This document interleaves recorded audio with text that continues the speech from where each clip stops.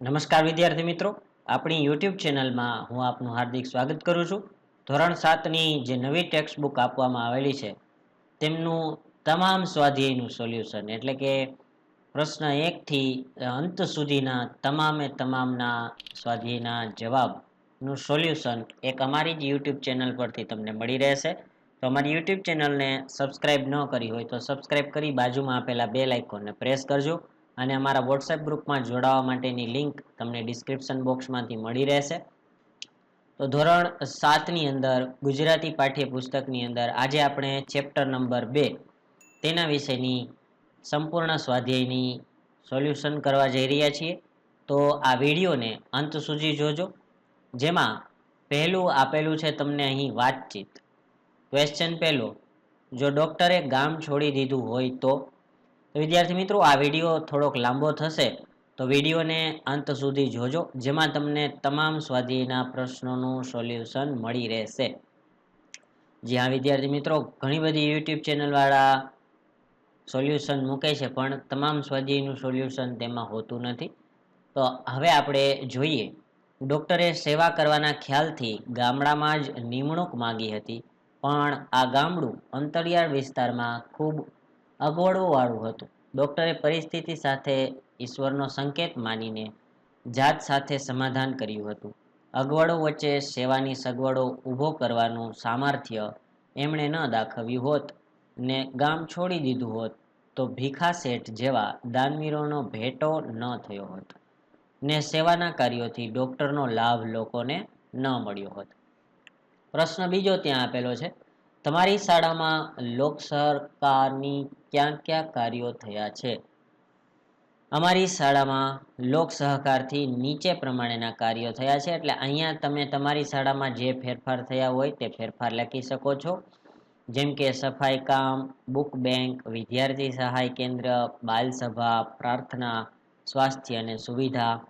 તમને કોઈએ ક્યારેય મદદ કરી છે? ક્યારે? તો અહીંયા તમને જે વ્યક્તિઓએ મદદ કરી હોય તે તમારે ત્યાં ઉદાહરણ લખવાનું છે. ત્યારબાદ આગળ જોઈએ તો ક્વેશ્ચનની અંદર તમે તમારા મિત્રો સાથે કઈ કઈ વસ્તુઓ વહેંચો છો? મિત્રો સાથે વહેંચતા દેખાડો ન કરું, પણ મકરંદ દવે કહે છે એમ ગમતાનો ગુલાલ કરું.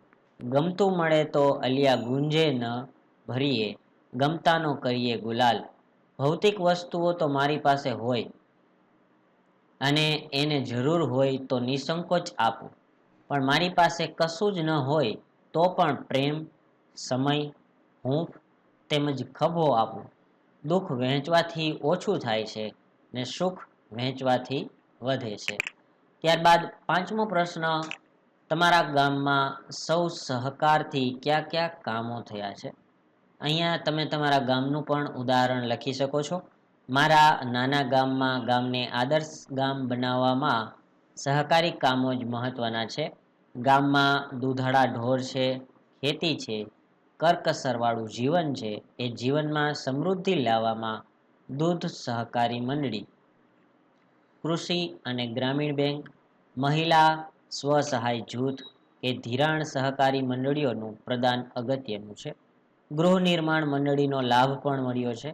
ગામમાં શાળા, પુસ્તકાલય તેમજ દવાખાનું પણ ગામના સહકારથી ચાલે છે. છઠ્ઠો પ્રશ્ન, જો ભીખા શેઠે મદદ ન કરી હોત તો? જો ભીખા શેઠે મદદ ન કરી હોત તો ગામમાં અને ગામ આસપાસ જે મેલેરિયા ફેલાયો હતો એ માટે દવા અને ઇન્જેક્શન ખૂટી ગયા હતા, તે લાવી શક્યા ન હોત. સમયસર એ મળતા ડોક્ટર પણ પીડિત લોકોની સારવાર અને સેવા કરી શક્યા ન હોત. તમે ક્યાં ગયા હોવ અને તમને ત્યાં ન ગમ્યું હોય એવું બન્યું છે? શા માટે? મારે શાળામાંથી પ્રવાસ જવું હતું, પણ પપ્પાએ મને ના કહી અને અમારા કુટુંબનો પ્રવાસ ઊભો કરી મને ન ગમતી રણની એક જગ્યાએ કચ્છમાં લઈ ગયા. તે મને નહોતું ગમ્યું. અહીંયા તમે તમારી રીતે પણ કોઈ તમારા અણગમતા પ્રવાસમાં જવાનું થયું હોય તે તમે લખી શકો છો. પાઠમાંથી પસંદ કરેલા વાક્ય જેવો અર્થ ધરાવતા વાક્ય સામે ખરાની નિશાની કરો. તમે તો આ દુખિયારાના બેલી છો, તો એમાં તમારે ટીક કરવાનું છે. તમે દુઃખી વ્યક્તિઓ પ્રત્યે ઉદાર છો.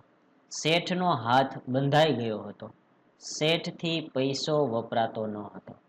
ફૂલ નહીં તો ફૂલની પાંખડી આપવા આવ્યો છું. જરૂરિયાત વધુ છે પણ હું મારી શક્તિ પ્રમાણે આપું છું. ત્યારબાદ આગળ પ્રશ્ન જોઈએ તો તેમાં તમારે શું આવે છે. હવે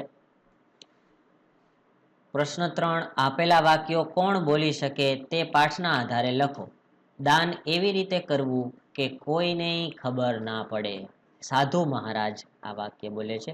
હું દુનિયાથી દૂર ફેંકાઈ ગયો. ડોક્ટર, મારી મદદ વિશે કોઈને જણાવતા નહીં. ભીખા શેઠ આવું વાક્ય બોલે છે.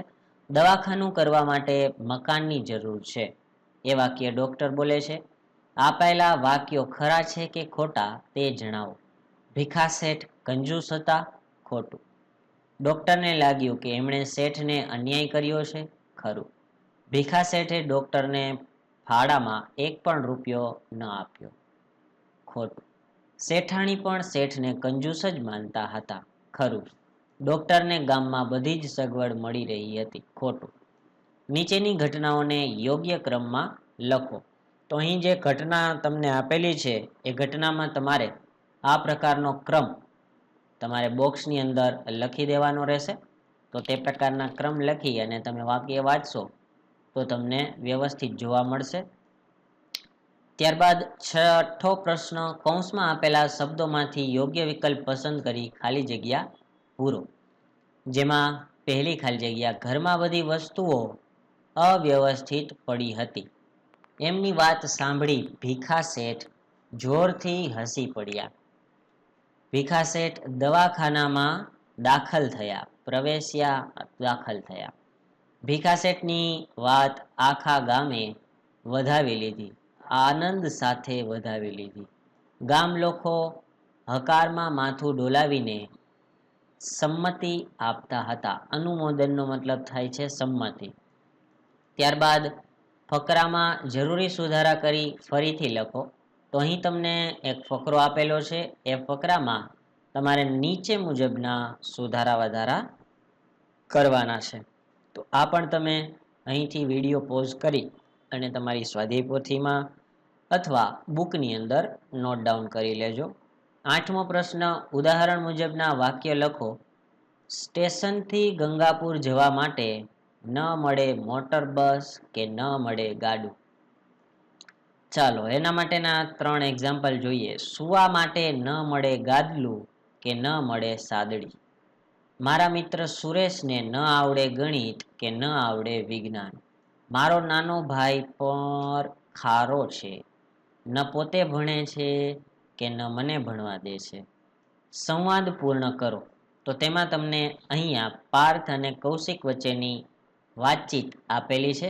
જેમાં તમારે કૌશિક અથવા પાર્થ કયા કયા સંવાદો બોલે છે એ સંવાદો તમારે લખવાના છે.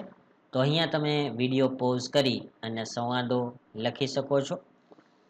ત્યારબાદ પ્રશ્ન 10, આપેલ ચિત્રમાં બંને પાત્રો વચ્ચે સી વાતચીત થતી હતી અનુમાન કરો અને લખો. તો અહીંયા આ જે છે એ તમારે અનુમાન કરી અને લખવાનું હોય છે. તો સંવાદમાં આપણે જોઈએ તો સ્ત્રી, અરે તમને દવાખાને દાખલ કરેલા એ સાંભળીને તમારી તબિયત જોવા આવી છું. પુરુષ, જે થવાનું હોય છે એ થાય જ છે બહેન. દવાખાનેથી કાલે રજા આપી છે, બચી ગયો, અત્યારે સારું છે. સ્ત્રી, ખરેખર બચી ગયા ભાઈ? મેં તો સાંભળ્યું ત્યારથી જીવ ઊંચો થઈ ગયો હતો. તમારા બનેવીને કહ્યું તમે કામમાં હોવ તો ભલે, હું તો આજે જ જઈ આવું. ભાભીને ફોન કરીને બધું જાણ્યું. પુરુષ, મુનો ને એવી વહુ ફરવા ગયા છે. તારી ભાભીએ ના પાડી કે તમે ગાડી ના ચલાવો, ઉબેર કરીને જાઓ, પણ હું માન્યો નહીં ને ગોતા આગળ ખૂબ ટ્રાફિક હતો ત્યાં. સ્ત્રી, ત્યાં સાચવવું પડે એમ છે એવું છે. હું તો સલામત રીતે ચલાવતો હતો પણ મારી આગળના વાહનવાળાએ બાઇકવાળાને બચાવવા જતા બ્રેક મારીને મારી ગાડી એની સાથે જોરથી અથડાઈ. મારી ગાડી પાછળ બીજી ગાડી અથડાઈ. સ્ત્રી કહે છે કે બાઇકવાળો યુવાન તો ત્યાં જ ખલાસ થઈ ગયો. હા, એ આપણા મુન્નાભાઈનો ભાઈબંધ જ હતો. પેલા ધીરુભાઈનો કિશોર. ઓહ, ધીરી કાકાનો કિશોર. રામ રામ. હમણાં તો એના લગ્ન થયા છે. ધાર્યું તો ધણીનું જ થાય છે ભાઈ. આપણે એની આગળ લાચાર છીએ. એ કરે એ ખરું. હું બહાર ફેંકાઈ ગયો. થોડું માથામાં વાગ્યું, થોડું લોહી નીકળ્યું, થોડું જમણા હાથે કાંડામાં લાગ્યું. સારું, હવે ભાભીની વાત માની આરામ કરજો, જેથી ઝડપથી સારું થઈ જાય. મારે પિન્ટુને સ્કૂલથી છૂટવાનો સમય થયો હોવાથી રજા લઉં છું. આવજો. પ્રશ્ન 11માં તમને આપેલું છે કે શિક્ષકે આ એકમના છેલ્લા ફકરાનું શ્રુત લેખન કરાવવું, તે પછી વિદ્યાર્થીઓ પાસે જોડીમાં શ્રુત લેખનની તપાસણી કરાવી. તો અહીં તમને એક ફકરો આપવામાં આવેલો હોય છે, તેની તમારે શ્રુત લેખન એટલે સારા અક્ષરે લખવાનું છે. હવે તમારે પ્રશ્નોના ઉત્તર જે મેઇન આપેલા હોય છે એ પરીક્ષાની અંદર પૂછાઈ શકે એવા હોય છે. તો તેના જવાબ આપણે હવે જોઈએ. ડોક્ટરને પોતાની નિમણૂક કાળા પાણીની સજા જેવી કેમ લાગી? ઉત્તર: ડોક્ટરની જે ગામમાં નિમણૂક થઈ તે ગામ સ્ટેશનથી 16 કિલોમીટર દૂર હતું. ત્યાં ન મળે બસ કે ન મળે ગાડું. નદી નાળાવાળો રસ્તો, ઘોડા પર સામાન મૂકીને આવજા કરવી પડે. ટપાલની તકલીફ અઠવાડિયામાં 3 દિવસ આવે. તેથી ડોક્ટરને પોતાની નિમણૂક કાળા પાણીની સજા લાગી. વિદ્યાર્થીઓ, આ વિડીયોને વધુને વધુ શેર કરજો અને સબસ્ક્રાઈબ કરજો અમારી યુટ્યુબ ચેનલને. બીજું તમને આપેલું છે, ભીખા શેઠ કોને મિથ્યા મોહ માનતા હતા? જમણા હાથે કરેલા દાનની ડાબા હાથને પણ ખબર પડવી ન જોઈએ, એવું એક સાધુએ ભીખા શેઠને કહેલું. એટલે જ્યારે શેઠાણીએ એમને કંઈક નામના કરવાનું કહ્યું, ત્યારે ભીખા શેઠને એમ કરવામાં મિથ્યા મોહ જ લાગેલો. ત્રીજો પ્રશ્ન, ડોક્ટર સાહેબે ભીખા શેઠને કેમ કંજૂસ માની લીધા? ભીખા શેઠ દુકાનદાર હતા, ધીરધારનો ધંધો કરતા હતા, ધનવાન હતા, પણ પાઈ માટે મરી જતા હતા. ગામમાં મેલેરિયા ફેલાયો. સરકારી દવાખાનામાં દર્દીઓના પ્રમાણમાં દવાઓ ઓછી હતી. આથી ડોક્ટર સાહેબે ગામના આગેવાનોને મદદ માટે ભેગા કર્યા. સૌ એકબીજાની સામે જોઈ વિખરાઈ ગયા. ત્યારે ભીખા શેઠ પણ કંઈ ન બોલ્યા. તેથી ડોક્ટર સાહેબે ભીખા શેઠને કંજૂસ માની લીધા. પ્રશ્ન 4 જોઈએ તો ભીખા શેઠ સાદગીથી રહેતા હતા, તેનું પોતે કયું કારણ આપે છે?